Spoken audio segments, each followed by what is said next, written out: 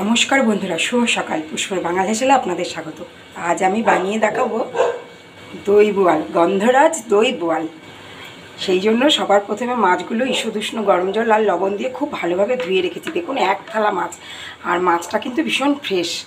এবার এর মধ্যে দিয়ে দেবো সবার প্রথমে গন্ধরাজ লেবুর রস।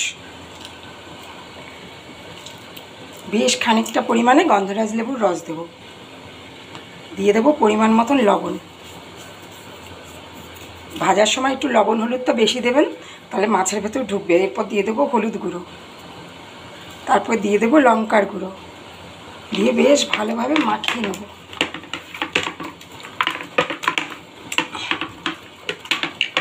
এবার দিয়ে দেবো সামান্য একটু পরিমাণে কাঁচা সর্ষের তেল। সর্ষের তেল দিলে না এটা খুব সফট হবে মাছ ভাজাটা। তারপর দিয়ে দেবো সামান্য পরিমাণে একটু আটা, যেন মশলাটার গায়ে লেগে থাকে লঙ্কা হলুদ তার তেলটা, সেই জন্য এইভাবে মেখে যদি 10-15 মিনিট রেখে দিতে পারেন খুব ভালো হবে। আর এইদিকে দেখুন, একটা কড়াই বসিয়ে নিয়েছি। কড়াইতে দিয়ে দেবো সবার প্রথমে পরিমাণ মতো সর্ষের তেল। আর রান্নাটা আমি সর্ষের তেলেই করব। তেলটা গরম হতে থাক, ততক্ষণে আমি মাছটা খুব ভালোভাবে হাতের সাহায্যে মেখে নিই, তেল, লঙ্কার গুঁড়ো, হলুদ গুঁড়ো আর আটার সাথে। আটাটা কিন্তু অবশ্যই দেবেন। সঙ্গে গন্ধরাজ গন্ধরাজ বোয়াল বানাচ্ছি আমি, সেই জন্য আমি যা ব্যবহার করব সব গন্ধরাজ লেবুর জেস্ট, গন্ধরাজ লেবুর পাতা, গন্ধরাজ লেবুর রসটি ব্যবহার করব। দেখুন, খুব সুন্দরভাবে মাখিয়ে নিয়েছি। এবার তেলটা গরম হয়ে গেলে একে একে ভেজে নেব। তেলটা খুব ভালোভাবে গরম হয়ে গেছে। এবার একে একে আমি মাছের পিসগুলো ভেজে নেব ঢাকা চাপা দিয়ে।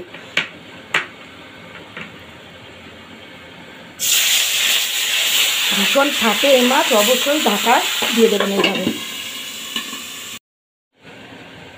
মাছগুলো সব ভেজে তুলে নিয়েছি, এক থালা মাছ হয়েছে। এবার ওই তেলেই এই যে মাছ ভাজার যে মশলাটা ছিল ওটার মধ্যেই আলু দিয়ে আলুটাকে লাল লাল করে ভেজে নেবো, কিন্তু গ্যাসটা কমিয়ে কমিয়ে, যেন আলুটা সেদ্ধ হয়ে যায়।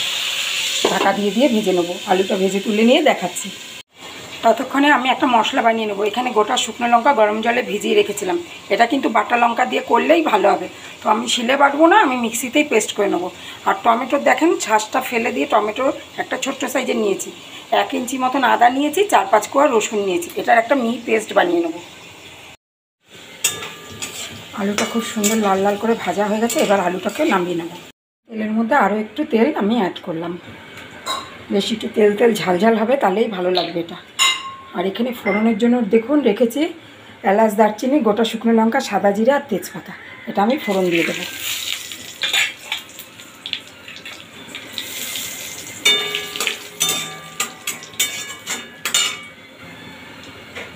ফোড়নটা থেকে যখন খুব সুন্দর গন্ধ আসবে, তখন দেখুন বেশ খানিকটা পেঁয়াজ আমি কুচি করে রেখেছি, ওটা দিয়ে দেবো।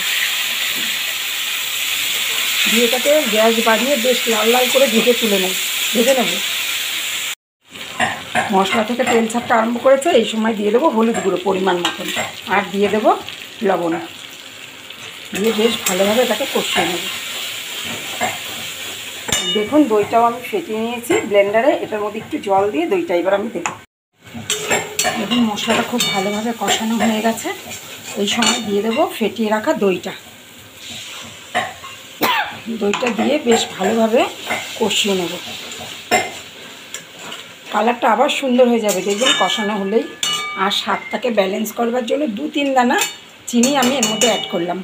আপনারা চাইলে দেবেন, না চাইলে দেবেন না। দেখুন কি অপূর্ব দেখতে হচ্ছে।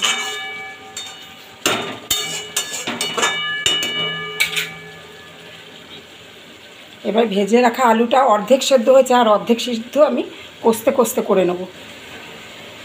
খুব ফাস্ট রান্নাটা হয়, আর দুর্দান্ত এর স্বাদ। অবশ্যই বাড়িতে আপনারা এইভাবে বানিয়ে একবার খেয়ে দেখবেন গন্ধরাজ দই বোয়াল।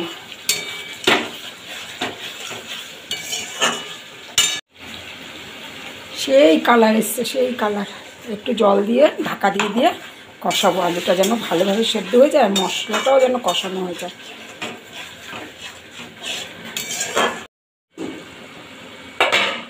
দেখুন কি সুন্দর তেল ছাড়ছে।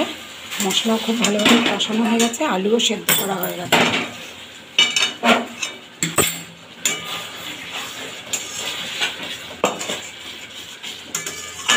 এই সময় আমি ওপর থেকে মাছগুলো দিয়ে দেবো।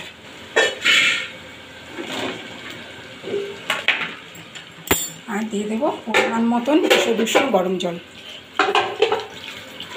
ব্যাস, আর জল দেবো না। এটা বেশি ঝোলও হবে না, একদম শুকনোও হবে না, এরকমভাবে নামাবো। এখনও কিন্তু মেন মশলা বন্ধুরা দেওয়া হয়নি মাছে।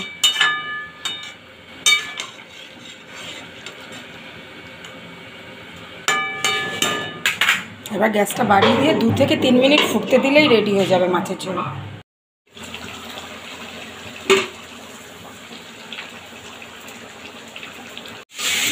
দেখুন কি সুন্দর হয়েছে।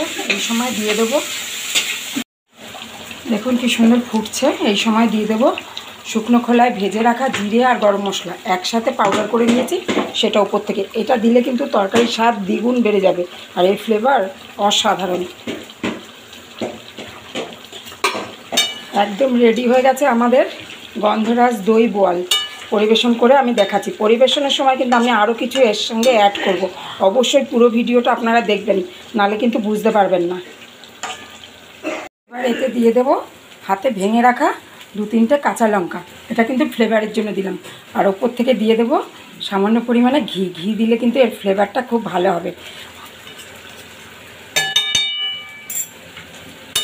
এবার আমি পরিবেশন করে দেখাচ্ছি আমি আর কি দিই এতে।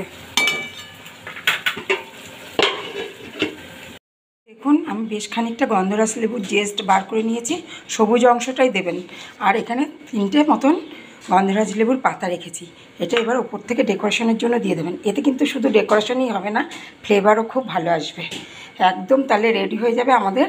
আর ওপর থেকে দিয়ে দেবেন পাতাগুলো। একদম রেডি হয়ে যাবে আমাদের গন্ধরাজ দই বোয়াল।